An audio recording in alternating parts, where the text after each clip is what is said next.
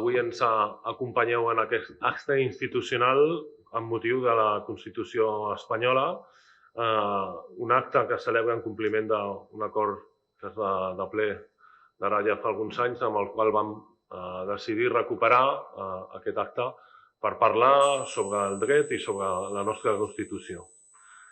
Avui ens acompanya el doctor Joaquín Aparicio, que es profesor emérito de Derecho del Trabajo y de la Seguridad Social de la Facultad de Relaciones Laborales y de Recursos Humanos de la Universidad de Castilla-La Mancha, como último renglón de una larga trayectoria que le han hecho pasar por otras facultades, incluida la Universidad Complutense de Madrid, si no estoy equivocado, i que jo crec que quan vam estar pensant sobre el conferenciant, veient el seu perfil, doncs crec que va molt bé, perquè l'experiència de parlar amb aquelles veus que van constituir el fonament del dret des de la democràcia ençà, doncs ens ha ajudat a entendre molts elements del nostre sistema democràtic des de la vessant judicial.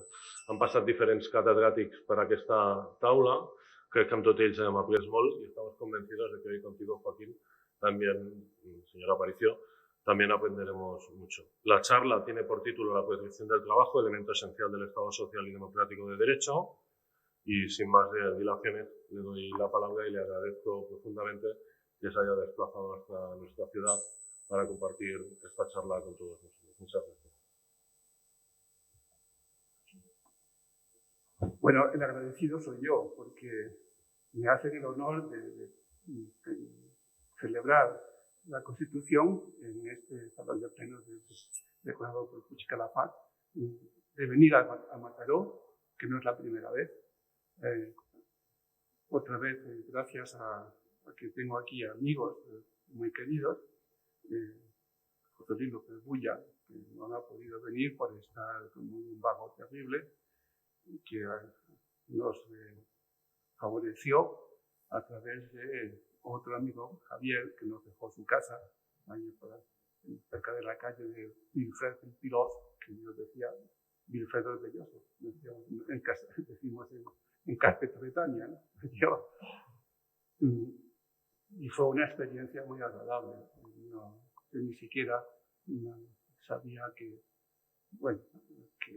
las playas de Mataró eran tan agradables como las que son, y en la noche muy adaptadas para disfrutar del terrible calor de agosto y húmedo.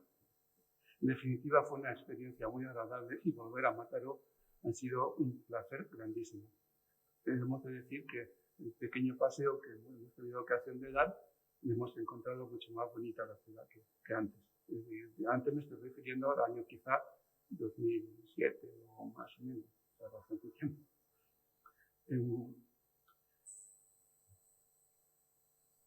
Cuando me propusisteis celebrar la Constitución, yo elegí destacar el valor del trabajo, porque en una democracia que merezca ese nombre hoy, si no hay una protección del trabajo, si el trabajo no se erige como un elemento político constitucional determinante, creo que es una democracia muy imperfecta. Intentaré un poco argumentar este punto de vista. Es cierto que nuestra Constitución, a diferencia de la Constitución italiana de 1947, que entró en vigor el 1 de enero del 48, no dice lo que dice esta. La Constitución italiana dice que en su artículo 1, Italia es una república democrática fundada en el trabajo. La Constitución republicana española de 1931 decía más o menos lo mismo. España es una república democrática de trabajadores de todas clases. La nuestra no tiene una declaración solemne de ese tipo, no se refiere al trabajo en su artículo 1.1. Sin embargo, eso no es ningún obstáculo para que podamos concluir que efectivamente la protección del trabajo y el valor del trabajo es un elemento esencial de nuestro sistema democrático. ¿Por qué? Porque es lo que se desprende de una correcta comprensión del artículo 1.1 de nuestra Constitución, que dice: España se constituye en un Estado social y democrático de derecho. La cláusula del Estado social es lo que cambia, es la modernidad, o es el paso adelante que se da en todas las constituciones, surgidas de la derrota del nazifascismo, que incluyen esta cláusula social. Es decir, ya no basta con que sea un Estado de derecho, entendido legalmente como sometimiento de los poderes públicos y de los ciudadanos al imperio de la ley. No basta, tiene que haber algo más, y ese algo más es la pulsión hacia la igualdad. Es el principio de igualdad el que está latiendo en la cláusula del Estado social. Entonces, si miramos un poco hacia la protección del trabajo, nos damos cuenta de que la esencia del derecho del trabajo, como luego diré con un poco más de atención, es justamente la de procurar la igualdad. ¿En qué sentido? Lo adelanto ya, en el sentido de que lo que hace el derecho del trabajo es mediar en una relación entre desiguales. Uno tiene poder, el empresario, y otro no lo tiene, que es la persona trabajadora. Intentar que la persona trabajadora entre en el círculo de organización y dirección del empresario, que es lo que hace, que es lo que caracteriza al empresario, ser titular de ese poder directivo, tiene que hacerlo con algunas condiciones, es decir, con el respeto a ciertos derechos que protegen la persona que trabaja. ¿Por qué? Y adelanto ya por una razón clara. Porque el objeto del contrato de trabajo, el trabajo mismo, es muy delicado, porque es inseparable de la persona que trabaja. Yo puedo, bueno, no, yo no, porque no es mío, este vaso es del ayuntamiento, pero si fuera mío yo podría vender este vaso y entrego el objeto del contrato de compra-venta, sería el vaso a cambio de un precio. Con el trabajo no ocurre así, porque el trabajo es inseparable de la persona que trabaja, con lo cual hay una implicación siempre personal en la relación de trabajo. Por lo tanto, está comprometida su dignidad. Por lo tanto, está comprometido también la misma existencia del trabajador en cuanto a ciudadano. Y esto es lo que hace, a lo que nos lleva la pulsión hacia la igualdad. Reconocimiento de derechos fundamentales, pero algunos de ellos de contenido netamente social, como el derecho de libertad sindical, derecho de huelga, el derecho a la negociación colectiva, pero también una lectura de todos el resto de derechos fundamentales, incluidos los que son puramente derechos de abstención, por ejemplo, habeas corpus, la libertad de movimientos por el territorio nacional, libertad de movimientos, entre otros, si quiero, para ir a trabajar. Siempre hay una, digamos, vertiente laboral, por así decir, en cualquier derecho fundamental, y eso lo debemos al desarrollo, a la proyección de la cláusula del Estado social. Pero llegar hasta esto, acabo de decir que todo esto se ha reconocido en todas las constituciones europeas posteriores a la Segunda Guerra Mundial, en las que de la derrota del nazifascismo aparece esta nueva visión de la democracia. Pero no ha sido fácil para nada. Grandes historiadores nos han dicho, como Luis Fontana, un gran maestro, o Ramón Carande también, nos han dicho que la historia está llena de avances y de retrocesos. Y eso dependerá esos avances dependen fundamentalmente, nos decía Josep Fontana, no tienen tanto que ver con una regla interna de la evolución humana hacia mayores cotas de progreso, de libertad, de igualdad, sino tiene que ver con, o es el resultado de muchas luchas colectivas. Sin esas luchas colectivas no se habría podido alcanzar esa nueva forma de entender la democracia. El derecho al trabajo es también fruto de esas luchas. Sin ellas no habría sido posible de ningún modo avanzar, aunque sea mínimamente, en ese camino. Pero claro, acabo de decirlo, hay avances y hay retrocesos. Luego tendré ocasión de, digamos, de explicitar un poco más los retrocesos que han habido, o que hemos sufrido, y en esa tensión dialéctica en la que estamos siempre. Pero hay otra cosa que quisiera destacar aquí, en este instante, y es que el trabajo no es una mercancía. Esta es una afirmación que hace la OIT, su Declaración de Filadelfia de 1944, y se incorpora a la Constitución de la OIT, que impide tratar a la fuerza de trabajo como si fuera cualquier otra mercancía. Sin embargo,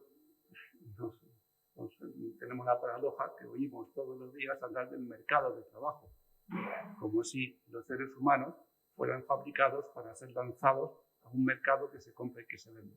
Es muy incorrecto hablar del mercado de trabajo y es una tendencia que tienen los economistas, muchos de los cuales la verdad son enemigos del pueblo.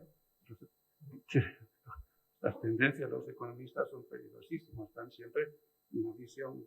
Bueno, un día en Petit Comité podremos explicar algunas de las razones por las que tienen esa visión tan liberal de la economía, y es que quizá tenga que ver con la carrera académica de muchos de ellos.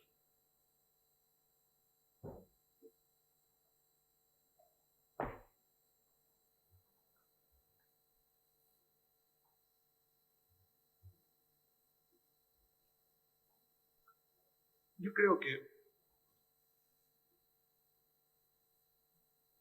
ahora que celebramos el 44 aniversario de la Constitución Española, es un buen momento para hacer esta reflexión y pensar que lo conseguido se puede perder. Por lo tanto, es necesario seguir luchando para mantener mayores cotas de igualdad y de libertad. Pero es importantísimo la igualdad, porque sin igualdad no hay libertad de ningún modo. El artículo 9.2 de la Constitución Española lo dice muy claro. Sobre los poderes públicos pesa una obligación de remover los obstáculos que impiden o dificulten el goce de la igualdad y la libertad. Esa digamos, cláusula autorizativa que tiene el artículo 9.2 de la Constitución Española, que también está en el 3 de la italiana, no ha sido lo bastante actuada. Y podrá serlo y debería serlo. Yo propugno desde aquí que tenga que serlo más. Cuando hablemos de la política de empleo un poco más adelante, creo que habrá ocasión de referirnos a ello. Hay que tener en cuenta que solo en la segunda mitad del siglo XX, en los famosos 30 gloriosos años, la gran parte de la población europea, no española, que estábamos sometidos a la dictadura franquista, pudo, tras penurias seculares, acentuadas por terribles guerras, 2 guerras mundiales en Europa, pudo hacer previsiones razonables ligadas al trabajo estable y con derechos, que les permitía disponer de medios de vida y de trabajo que les colocasen al abrigo de la miseria, y al mismo tiempo, cuando el trabajo fallaba por alguna causa, entraba en funcionamiento la red de seguridad que conocemos, el sistema de seguridad social, para garantizar prestaciones en especie o económicas o dinerarias cuando los medios ordinarios de obtener rentas del trabajo fallan por alguna razón. Accidentes, enfermedades, vejez. Pero esta forma de entender la democracia, cuando las personas ya salen del ámbito de la miseria y tienen cubiertas sus razonables expectativas de una vida digna y mejor, implica también entrar en otro ámbito, ocupar un puesto pleno como ciudadanos, auténticamente ciudadanos, pasar de una esfera de súbdito a ciudadano. Y esto no ha sido tan tan antiguo, esto es muy reciente, insisto, esto es después de la Segunda Guerra Mundial. Porque las democracias liberales clásicas partían de una división. Por una parte, la esfera de lo político, de lo general, en la cual se accedía, se votaban, la gente votaba, y ahí se dilucidaba el interés general. Y luego la esfera de lo privado, dominada por el mercado, donde ahí cada uno tenía que buscarse su vida, resolver sus problemas. Esto llevaba en la práctica a la exclusión social, a la miseria y el abandono de tantísima gente. Acentuado porque en esas democracias, justamente por partían de esta idea, entendían que el derecho al voto solamente podía tenerlo, en un principio, los que eran propietarios del voto censitario. Cuando se consigue el sufragio universal masculino, en principio, femenino, tardó, bien entrado el siglo XX, ese sufragio masculino se podía perder si se recurría, por ejemplo, en Gran Bretaña, a demandar ayudas que se dispensaban a través de las llamadas leyes de pobres, una especie de sistemas de asistencia social. Es decir, condenaban a los individuos que eran incapaces de subvenir por sí mismos a sus necesidades y por alguna razón podían entrar en la esfera en un estado de necesidad, les condenaban y les expulsaban del ámbito totalmente de la esfera de ciudadanía. Y eso es un absurdo, porque lo que nos hemos ido dando cuenta y lo que la clase trabajadora ha aportado para el conjunto de la sociedad es que con sus luchas ha sido capaz de hacer de la inmensa mayoría de la población, o una inmensa mayoría, que todos nosotros perdemos crecientemente el control sobre la estructura y los medios de nuestra existencia, que estamos como nunca interrelacionados, a pesar de la globalización. No somos unas islas, cada individuo, que no dependemos de otros. Estamos ligados de tal manera unos con otros que es fácil que entremos en la llamada menesterosidad social. Y no solamente los pobres de solemnidad de una época. No hace falta más que mirar lo que ocurre en Estados Unidos con personas calificadas clases medias, que si tienen una enfermedad grave, o bien les protege un convenio colectivo que les incluya un seguro de salud, y quien no lo tenga probablemente se verá abocado a bien morirse o bien perder su casa o bien arruinarse si quiere cuidar su salud. Este modo de entender la democracia, que el Estado social y democrático del derecho, tiene un origen. El precursor de la forma de ver de esta nueva necesidad, este nuevo modo de entender la organización de las relaciones sociales, tiene un precursor importantísimo en un científico social conservador, que fue Lawrence von Stein, que hacia 1851 publicó un libro, Movimientos Sociales y Monarquía, en el que exponía sus reflexiones después de observar los movimientos revolucionarios que se habían producido en Europa en 1848-1849, que fueron potentísimos. Él se dio cuenta, y así lo escribió, que ya no se trataba de movimientos que se moviesen solo en la esfera de la política. Se trataba de revoluciones sociales que pedían cambios profundos en la estructura social, no meramente en la estructura política mayor o no derechos de participación. Y por eso él proponía, o decía, que solamente había dos salidas: o la salida revolucionaria, que era la que auspiciaban los movimientos obreros de aquel tiempo. Marx estaba vivito y coleando en aquel momento. O bien él proponía una reforma social, una monarquía social, pero que, por supuesto, consistía esa nueva forma de entender la monarquía que él decía, sí se implicaba en la eliminación de las desigualdades sociales. Era la única forma de entender o de contrarrestar los movimientos revolucionarios. Yo creo que eso lo entendió bastante bien Bismarck, cuando poco tiempo después, 1883, propuso al Parlamento un programa, propuso en el 81, consiguió que se aprobase en el 83, un programa de reforma social, que fue la implantación por primera vez en la historia de un seguro social de enfermedad primero, y después vinieron otros. Después aquello se fue como una bola de nieve en una montaña, se fue ampliando.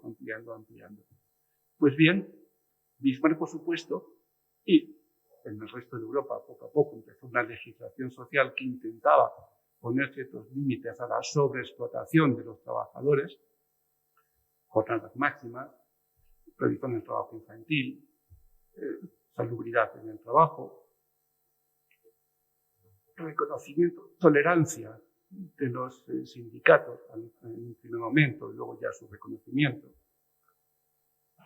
¿Y todo ello por qué? Era un movimiento defensivo. Es decir, digamos que eran respuestas conservadoras para evitar que el movimiento obrero impusiera reformas sociales mucho más profundas que afectasen a la esencia misma de la sociedad. Lo veía bastante claro von Stein cuando decía, en la separación que hay entre Estado y sociedad, tenemos que darnos cuenta que la sociedad está basada, la sociedad liberal, sobre la propiedad. Y la propiedad de cosas lleva inevitablemente al dominio sobre personas. Y si eso es así, como es así, inevitablemente, conduce a la servidumbre y a la erosión de la personalidad. Cosa que es contrario a la idea de un Estado que quiera cumplir con todos los ciudadanos. De ahí la necesidad, insistía, en las reformas sociales. Pero ahora bien, después de esta, introducción más o menos histórica, que nos lleva hacia el Estado social y democrático de derecho, debemos ahora mirar en concreto a nuestra Constitución. Yo traigo esto porque es muy cómodo para los viajes. Aquí está toda, muy chiquitita.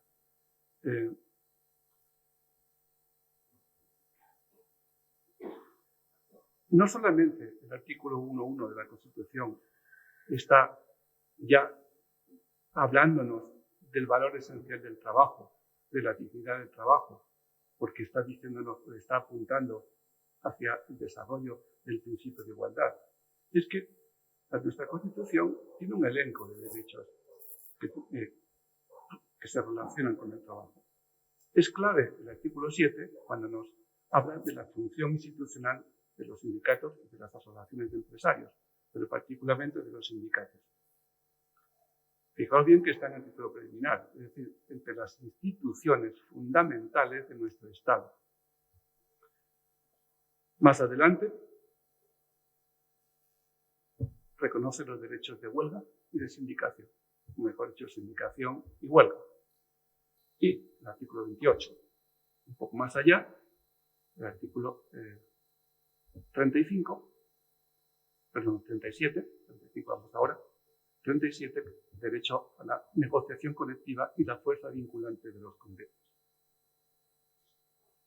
Artículo 35, por su parte, nos habla de un derecho al trabajo. Esto merecerá después una atención un poco más detallada.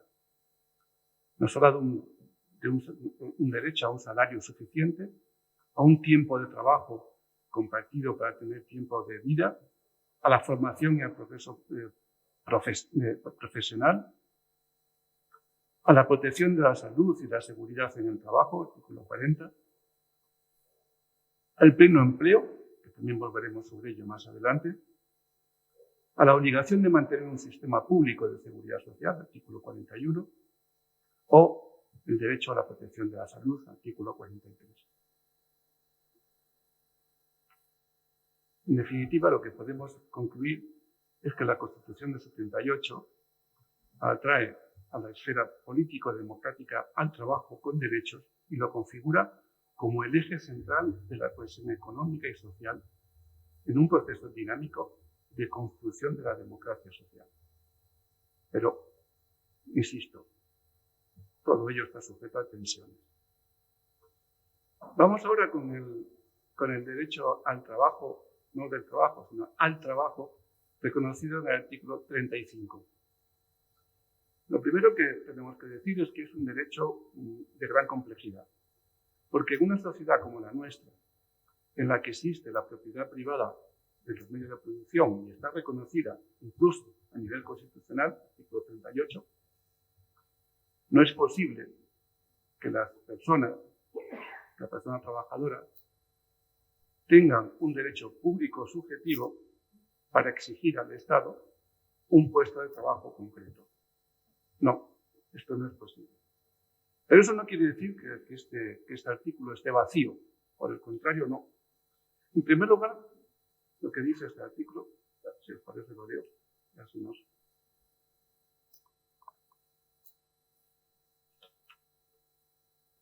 Todos los españoles tienen el deber de trabajar y el derecho al trabajo. A la libre elección de profesión u oficio, a la promoción a través del trabajo y a una remuneración suficiente para satisfacer sus necesidades y las de su familia, sin que en ningún caso pueda hacerse discriminación por razón de sexo. Punto 2. La ley regulará un estatuto de los trabajadores. Pues bien, en primer lugar, tenemos que fijarnos en esta libertad de trabajo, libre elección de profesión u oficio. Bueno, esto es muy antiguo. En principio, lo que se decía es que con una previsión de ese tipo se estaba poniendo coto a las limitaciones en el acceso al trabajo que imponían los sistemas medievales gremiales en el antiguo régimen. Era muy típico de las constituciones liberales. La ley Chapelier en Francia justamente iba contra eso, contra los gremios que controlaban un poco el trabajo. Libertad de trabajo, se decía. Pero es que esa libertad de trabajo tiene una vertiente importante. La primera, que es que modernamente entendemos que está prohibido por la Constitución el trabajo forzoso. También lo está por convenios de la OIT, pero aquí, en nuestra Constitución, ya está ahí. Y también tiene otra consecuencia práctica importante que a veces se pasa por alto, y es que no hay una correspondencia entre despido y dimisión del trabajador del trabajo. El trabajador, en virtud de lo que acabamos de leer en el artículo 35, la persona trabajadora, puede en cualquier momento dejar el trabajo y marcharse. No está obligado a sin causa, sin alegar ninguna causa, ninguna razón. Me voy porque quiero, porque me he hecho hippie y me voy a Katmandú. Punto. ¿Se le puede obligar? No. Eso sí, si causa daño al empresario por su dimisión súbita, entonces podrá el empresario exigir la correspondiente indemnización por daños emergentes. Pero si no, no. Con un preaviso basta para irse. En definitiva, esta libertad de trabajo significa que nadie tiene que estar ligado, si no quiere, a un trabajo determinado. Cosa que no ocurre, no tiene por qué justificar el motivo por el que se va. Por otro lado, el derecho al trabajo, está reconocido aquí, tiene otra importante manifestación, y es que no puede ser discriminada la persona trabajadora cuando accede al empleo si cumple los requisitos previstos de cualificación profesional exigidos por el puesto de trabajo.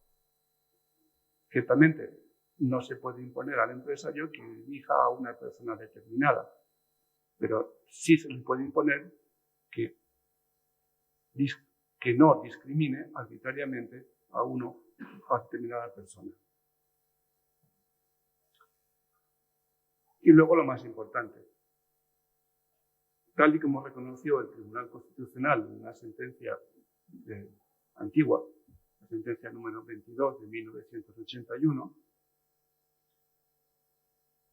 la persona trabajadora no puede ser despedida sin justa causa.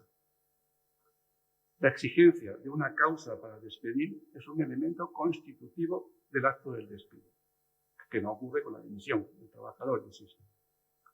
La libertad de empresa, reconocida en el artículo 38, que acabo de decir, no es absoluta. Por lo tanto, no hay libertad de despido. O sea, no existe el despido at will, a voluntad, de algunos de Estados Unidos, por ejemplo. El propio Tribunal Constitucional ha reconocido que la libertad de empresa tiene esta importante limitación. Al mismo tiempo, el Tribunal ha entendido que en este artículo 35 se exigen ciertos requisitos de forma para poder despedir. Y al mismo tiempo es necesario que el acto del despido provocado por el empresario pueda ser revisado en una instancia jurisdiccional. Por lo tanto, son tres elementos: causa, forma y revisión, sin los cuales, y eso está reconocido en el artículo 35. No está dicho expresamente, pero se deduce claramente. Aquí vamos con las tensiones sociales. Ha habido en los últimos tiempos los aires, digamos, neoliberales, etcétera, influyen en todo el mundo, en uno más que en otro. Pero en algunos ha habido unas ciertas interpretaciones de algunos jueces que han tendido a banalizar la exigencia de la causa justa para despedir. Por supuesto no dicen, siguen pidiéndola, claro, que tiene que haber causa, pero han hecho una operación de decir, bueno, aunque no haya causa, el despido no es nulo, será improcedente, pero tiene que ser indemnizado. Es decir, como si la indemnización supliese la inexistencia de la causa para despedir, que está exigida, según lo dice el Constitucional en el artículo 35. Veis que no dicen que la causa no tenga que existir, es que, bueno, la dan poca importancia y la sustituyen en la práctica por una indemnización. Esto en un momento en el que ha habido una segmentación enorme de la clase trabajadora, una abundancia excesiva de contratos temporales, puesto que la indemnización para despedir en nuestro sistema está tasada básicamente en función de la antigüedad de la empresa, nos hemos encontrado con que esa indemnización que banaliza la existencia de causa a veces es ridícula o muy poco. Por lo tanto, no cumple ningún efecto, ni resarcitorio, ni compensador, ni tampoco disuasorio del despido. Es por eso que comisiones obreras, recientísimamente, también un poco antes UGT, han planteado una reclamación colectiva ante el Comité Europeo de Derechos Sociales por entender que este modo de interpretar la indemnización por despido es contrario al artículo 24 de la Carta Social Europea. Carta Social Europea ratificada por España, Carta Social Europea revisada, ratificada por España y plenamente en vigor. Esperemos que es lo que resuelve el comité, puesto que ya, pero lo que apunta es que probablemente dirá que efectivamente este sistema español no compensa suficientemente los daños que se producen por un despido injusto o con insuficiencia de causa, porque en un caso parecido ha condenado a Francia por esta misma razón. En segundo lugar, hay una vertiente colectiva del derecho al trabajo, que está en el artículo 40, cuando se impone a los poderes públicos realizar una política orientada al pleno empleo. aquí volvemos ahora a lo que decía al principio. La política de empleo ha sido interpretada, desde mi punto de vista, erróneamente, o bastante erróneamente, en los últimos tiempos. Han entrado bajo el paraguas de la política de empleo muchas cosas. Por ejemplo, los incentivos para contratar mediante bonificaciones o exenciones en las cuotas de seguridad social, las políticas de formación profesional y, naturalmente, la labor importante de los servicios públicos de empleo, intentar poner en contacto las ofertas con demandas de empleo. Pero lo peor de todo es que, hasta ahí digamos bien, lo peor de todo es que al calor de la política de empleo se han justificado desde los años final de los 80, pero sobre todo en los 90, reformas del Estatuto de los Trabajadores. Fijaos bien que el Estatuto de los Trabajadores ha sufrido 51 reformas, que yo ya he contado. Es decir, muchas. No es nada rígido, que ha estado continuamente modificándose. Pues bien, esas modificaciones, sobre todo la de 1994 y la de ya terrible de 2012 con el Partido Popular,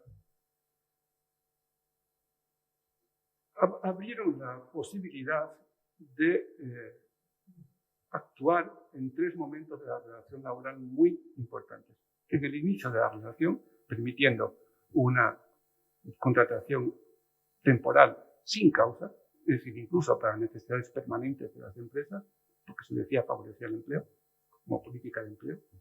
En segundo lugar, durante la relación laboral, aumentando los poderes de disposición del empresario en el manejo, en la gestión de la prestación laboral, use variandi, movilidad geográfica, movilidad funcional,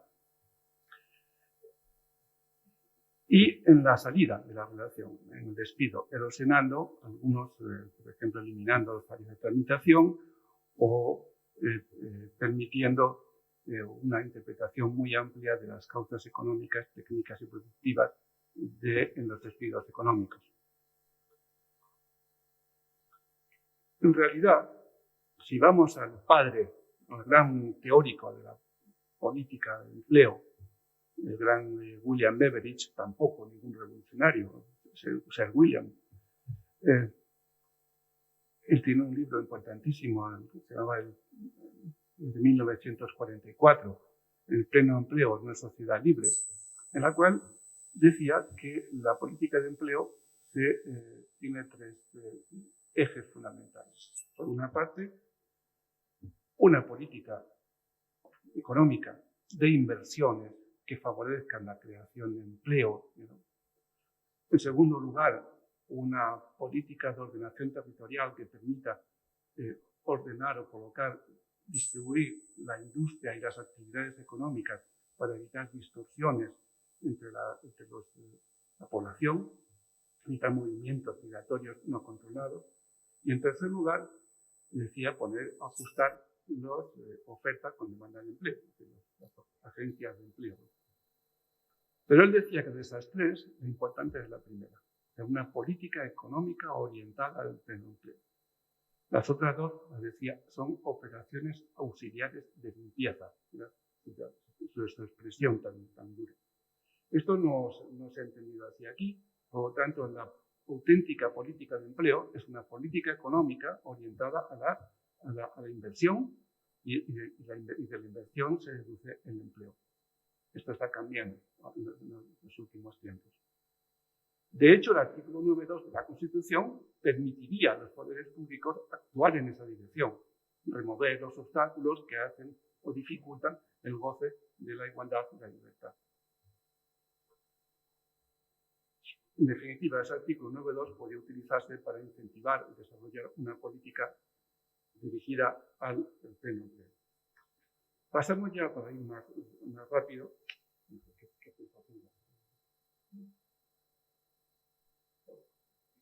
Vale.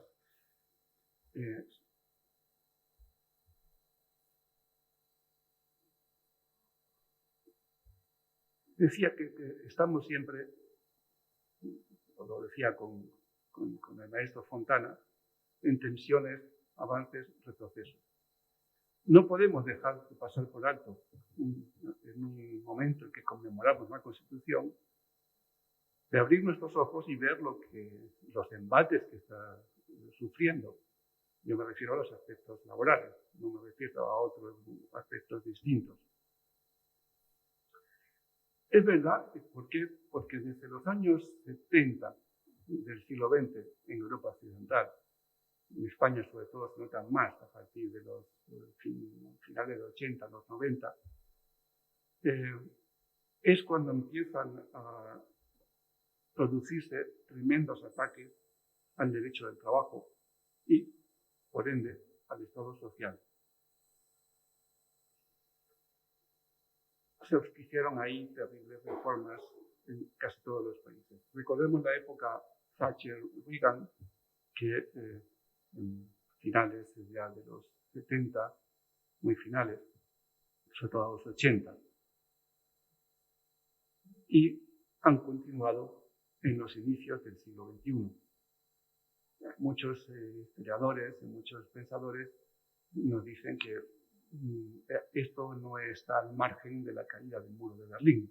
Digamos que una vez desaparecido el fantasma que recorre el mundo, una vez desaparecido el miedo al comunismo, entonces todo campo es orégano, todo el monte es orégano, ya podemos hacer las reformas que queramos. Algunos lo decían claramente, el famoso inversor Warren Buffett, le preguntaron y dijo, pues claro que existe lucha de clases, lo que pasa es que la estamos ganando nosotros, pero la lucha de clases existe y ahora somos nosotros los que la estamos desarrollando, es decir, una lucha de clases desde arriba hacia abajo. Y este derecho del trabajo pues fue claramente achicándose. Por supuesto en España, pero también en otros países. Y eso, en los años ya inicios del siglo XXI, final de los años 90, ya en el 2000, tuvo mucho que ver con lo que nos afecta a nosotros, con las políticas de la Unión Europea.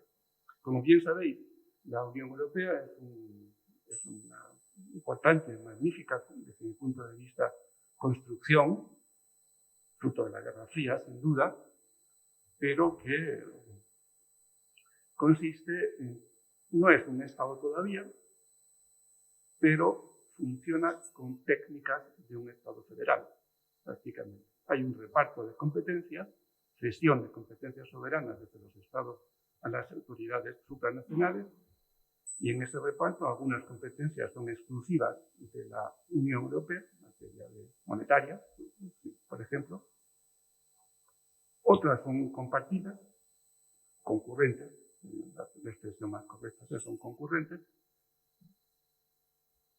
de los Estados con la Unión, en concreto la política social, básicamente son ese tipo de competencias concurrentes, y otras son competencias exclusivas de los Estados. Por ejemplo, por lo que nos afecta a nosotros, en materia de salarios y de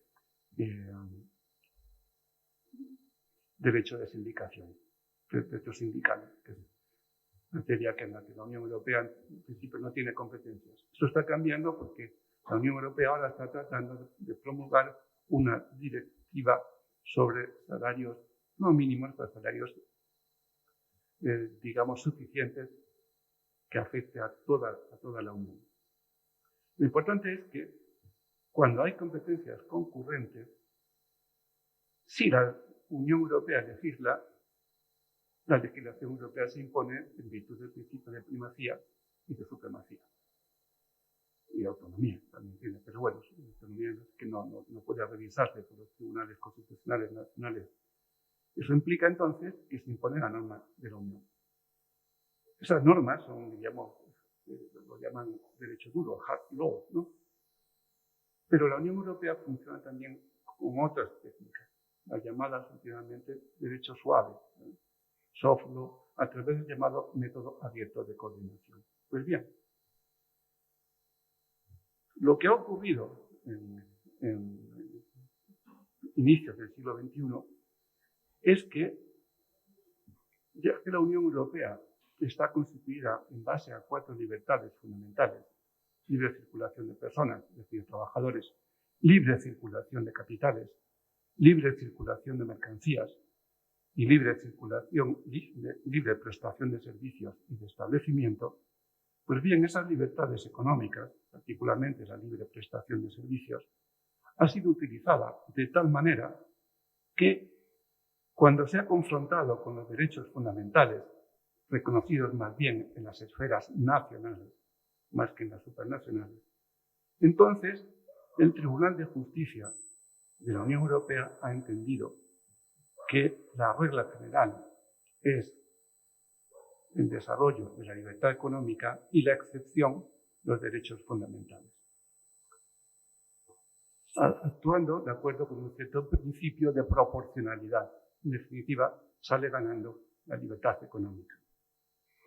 Esto en un momento en el que la ampliación hacia los países del este ha roto una cierta homogeneidad que había antes, pues ha provocado naturalmente una caída hacia abajo de la protección de los derechos de los trabajadores en casi toda Europa.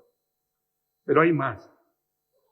El problema es que a partir de la crisis de 2008, la crisis financiera, los países necesitados de ayuda financiera lo recibían a través de los memorándum de entendimiento, memorandos de estos entendimientos que se hacían, fijaos bien, sin control del Parlamento Europeo y sin control del Tribunal de Justicia. ¿Qué ocurría? Se imponían a los países durísimas condiciones de reformas internas que tenían que ejecutar los estados. A nosotros nos obligaron a modificar el artículo 135 de la Constitución para pagar primero la deuda externa antes que satisfacer derechos sociales. Pues bien, reformas durísimas que implicaban deterioro de servicios públicos, olvidarse de la negociación colectiva, rebajas salariales y introducir reformas que conllevasen ni más ni menos que una devaluación salarial, que fue lo que se hizo en España con las reformas de 2012. Ya que no podemos devaluar la moneda, entonces devaluamos los salarios para ser más competitivos. Pero claro, eso lo que hace es deteriora profundamente el sistema democrático, porque entonces la población de cada uno de los Estados miembros vemos que nuestros propios gobiernos, nuestros propios parlamentos nos están imponiendo normas que tienen que ser, que han venido desde fuera, sin ser discutidas en los ámbitos de soberanía, el caso griego fue el caso más evidente, ¿verdad? Y por lo tanto hay una desconfianza profunda y una pérdida de atractivo de lo que un día fue el faro de la Unión Europea. Bueno, el Brexit también viene en parte por esas líneas. Se impusieron ese tipo de reformas y llevó consigo un profundo deterioro del Estado social y democrático. No entro en enumerar dónde actuó la legislación esta de 2012 en el derecho del trabajo. Solamente digo que una lamentable jurisprudencia constitucional, las sentencias 119 de 2014 y 8 de 2015, ciertamente que no por unanimidad, sino con votos particulares importantes, venían a decir que los derechos dependen de la situación económica. Más o menos, es decir, si el gobierno y la mayoría parlamentaria que lo sustenta considera que se pueden modificar determinados derechos, determinadas normas, debido a las circunstancias económicas, la Constitución lo permite. Es decir, es como si dijera, los derechos se reconocen en tanto en cuanto las cosas vayan bien, como en los años 60, 70 había prosperidad económica, pues había derechos para los trabajadores. Ahora que no lo hay, se quitan los derechos. Es decir, los derechos tienen que ver con la economía o tienen que ver con la dignidad de las personas, con la ciudadanía y con el papel que un ciudadano debe ocupar en la Constitución. Bueno, yo creo que es lo segundo. Y espero que esa jurisprudencia dentro de poco se quede arrumbada y olvidada totalmente. Y aquí, con esto, entramos en la última fase. Ahora estamos en una fase que lo diríamos volver a tejer el manto de Penélope. Penélope deshacía por la noche lo que había tejido por la mañana. Bien, ahora resulta que estamos en una situación, creo, distinta a la de 2008. La crisis del COVID-19 ha sido durísima y eso ha traído a las propias autoridades de la Unión Europea a mirar las cosas de distinto modo. La llamada austeridad parece que se ha olvidado, volveré sobre ello luego. Pero, ante todo, tenemos que insistir en otro punto. Otro punto que no tuvo en cuenta el Tribunal Constitucional antes. Y es que cuando se opera la cesión de competencias soberanas desde el Estado a la Unión a través del GOFNE, del artículo 93 de la Constitución, tenemos que tener en cuenta que hay ciertos límites, que no se pueden ceder ciertas cosas. La declaración del Tribunal Constitucional 1 de 2004, leo textualmente porque es interesante, dice que la cesión del ejercicio de competencias a la Unión Europea y la integración consiguiente del derecho comunitario en el nuestro propio imponen límites inevitables a las facultades soberanas del Estado, aceptables únicamente en tanto el derecho europeo sea compatible con los principios fundamentales del Estado social y democrático de derecho establecido en la Constitución Nacional. Por ello, la cesión constitucional que el artículo 93 posibilita tiene a su vez límites materiales que se imponen a la propia cesión. Esos límites materiales, no reconocidos expresamente en el precepto constitucional, pero que implícitamente se derivan de la Constitución y del sentido esencial del propio precepto, se traducen en el respeto a la soberanía del Estado, de nuestras estructuras constitucionales básicas y, esto es lo importante, del sistema de valores y principios fundamentales consagrados en nuestra Constitución, en el que los derechos fundamentales adquieren sustantividad propia. En definitiva, no podría aceptarse que la Unión Europea destrozase los derechos reconocidos en nuestra Constitución. Ahora, como decía, estamos en una nueva fase. No estamos ya en la política de austeridad impuesta desde fuera. La brutalidad de la reforma de 2012 ha cambiado. ¿Qué tenemos ahora en estos pocos años del gobierno de coalición?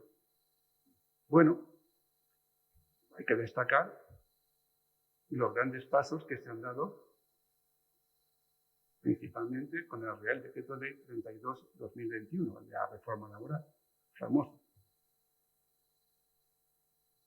Pero que antes que esa norma hubo otras, como la subida importantísima del salario mínimo interprofesional, la derogación del despido por enfermedad, aun justificada, una brutalidad que impuso la reforma de 2012, la legislación de emergencia frente a la pandemia con los ERTES, que salvó tantos puestos de trabajo y tantas empresas pequeñas, la ley Riders, la llamada ley Riders, el novedoso derecho a nivel mundial del derecho de los representantes de los trabajadores para acceder a los algoritmos que gestionan el trabajo, la regulación del teletrabajo, los planes de igualdad, las auditorías retributivas,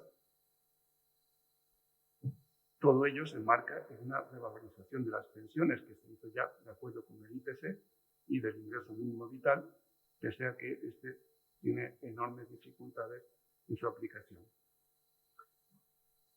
Yo aquí estoy haciendo lo que siempre nos recomendaba José Luis López Buller.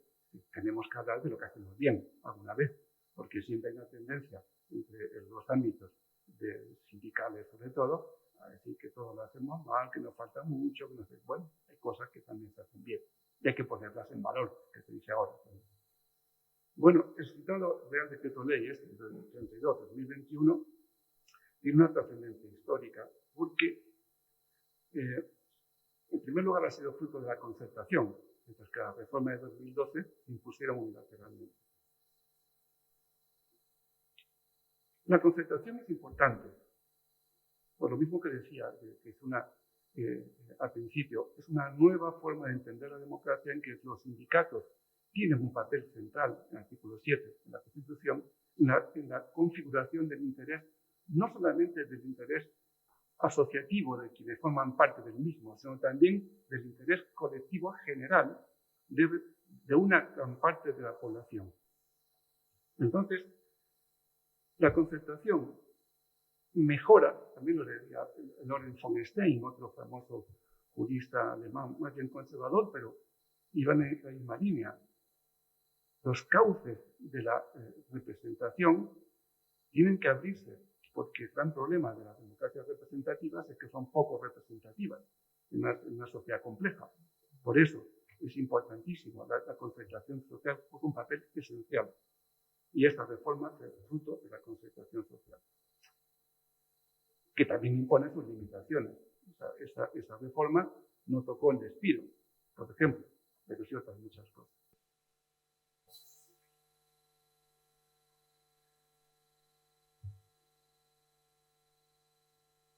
Lo más importante desde mi punto de vista de esa reforma es que cambia una dinámica histórica. La dinámica histórica que iba por la eliminación del principio de estabilidad en el empleo. Ahora hemos vuelto a la causalidad para contratar temporalmente.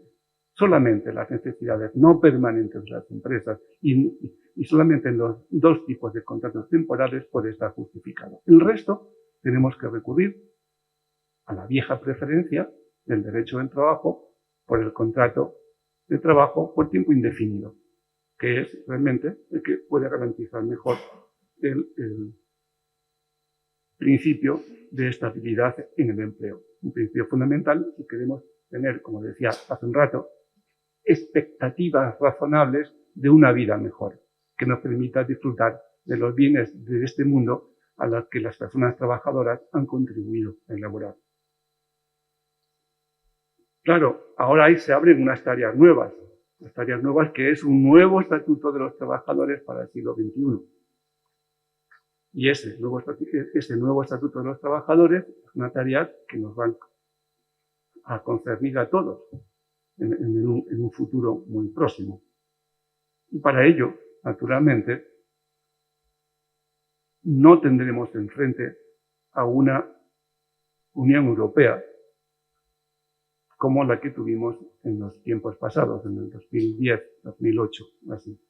Hoy, si leemos el programa Next Generation, vemos perfectamente que es explícito, lo dice la propia Unión Europea, la recuperación de la situación de pandemia que nos genera la COVID tiene que pasar, no puede olvidar, además de la sostenibilidad y otras cosas, no puede pasar sin recuperar los aspectos sociales de Europa. En ese sentido, nos dice, el pilar europeo de los derechos sociales tiene que ser reivindicado y actuado continuamente en cualquier política de recuperación. En ese sentido, es importantísimo que por primera vez se ha activado la cláusula de salvaguardia que estaba en el Six-Pack, que permitía, que imponía límites draconianos en los presupuestos de los estados, límites, es decir, el déficit público y deuda pública. Eso de momento se ha activado la cláusula de salvaguardia y ya veremos si se prorroga en el 2023. Por el momento, la Unión Europea no va a hacer uso de esa medida en el llamado semestre europeo. En definitiva, tenemos por delante unas tareas muy apasionantes de recuperación de muchos derechos perdidos, pero tenemos elementos y tenemos posibilidades, y creo que fuerza y capacidad, para seguir avanzando en la protección del trabajo y en el profundizamiento de nuestra democracia.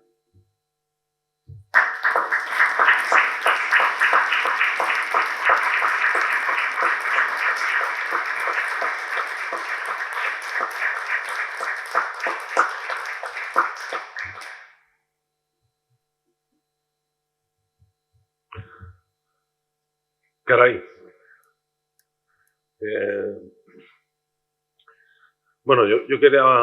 És el moment de tancar la conferència i realment volia agrair-la, el contingut i la voluntat, perquè crec que posa en el debat quelcom molt important com és tot el tema social.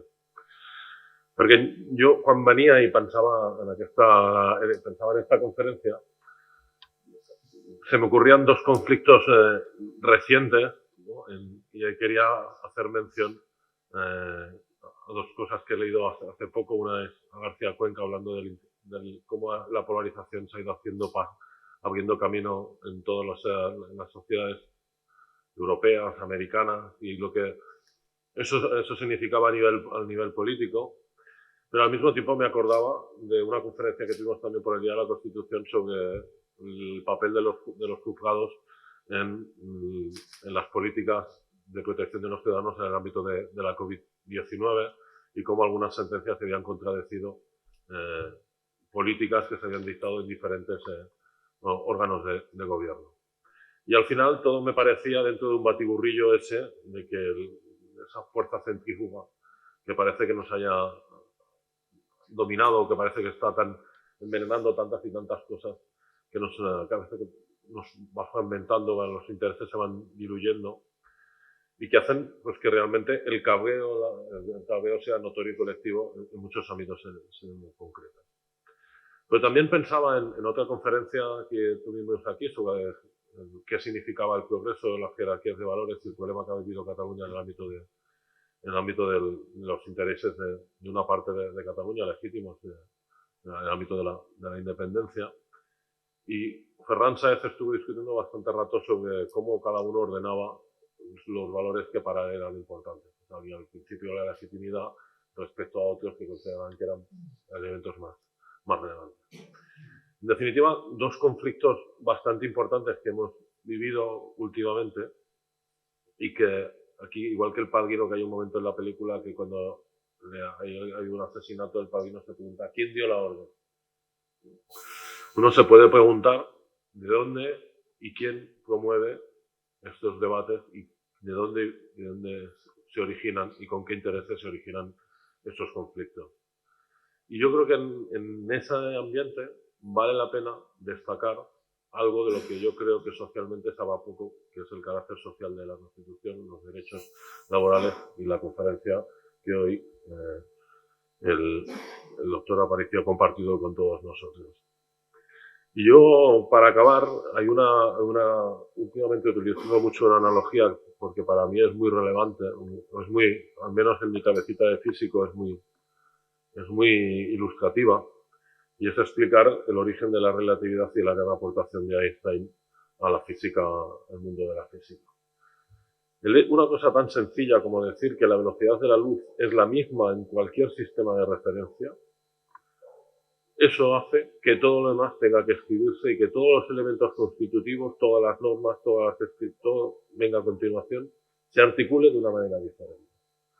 Que en la Constitución esté escrito que España es un Estado social, yo creo que también genera una serie de elementos constitutivos fundamentales que son los que hoy hemos visto y que todos deberíamos ser capaces de valorar, conocer y apreciar, porque hay algunos que dieron la orden de que quizás se fueron más allá de lo que tocaba. Y si no somos capaces de conocerlo y de valorarlo, no seremos capaces de protegerlo. Yo creo que hay elementos suficientes en la política actual, de aquí y de más allá, para pensar que hay gente que le gustaría que fuera de otra manera. Y como ha señalado correctamente, yo creo, el conferenciante, es lo que impacta en la calidad de vida de muchísimas personas, que la dignidad de su situación actual depende en buena medida de la organización, de nuestra organización como colectivo. Así que muchísimas gracias por los argumentos, por el hilo bien trabado que iba conduciendo, como de una palabra tan sencilla se pueden discutir tantos elementos que impactan de manera tan clara en el día a día de tantos millones de personas, con la voluntad de que no retrocedamos, sino que seamos capaces de avanzarla y seguir en la brecha. Muchas gracias a todos, muchas gracias al doctor, y es usted bienvenido a Mataró siempre que quiera.